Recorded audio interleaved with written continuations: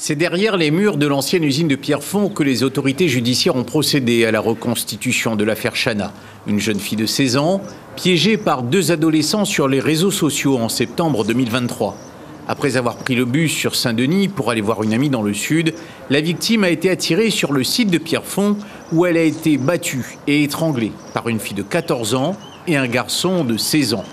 Après leur interpellation, les auteurs présumés du drame sont revenus sur les lieux pour indiquer l'endroit où le corps de leur victime a été enseveli sous un tas de pierres. Ils ont refait leur geste ce matin pour permettre à la justice de déterminer la cohérence de leur récit. Jean-Jacques Morel, avocat de la prévenue, a souligné l'aspect éprouvant de ce retour sur le terrain. C'est une reconstitution très douloureuse, de faits très pénibles, qui a été marquée par beaucoup d'émotions, pour des raisons évidentes.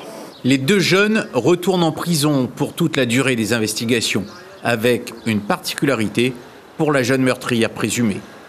Comme elle avait moins de 15 ans, la détention provisoire en prison est de maximum 1 année.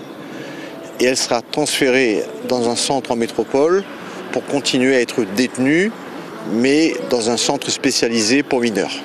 Elle sera de retour à La Réunion pour son procès qui se déroulera en parallèle de celui du meurtrier présumé. Deux actions devant des juridictions distinctes en raison de l'âge des prévenus au moment des faits.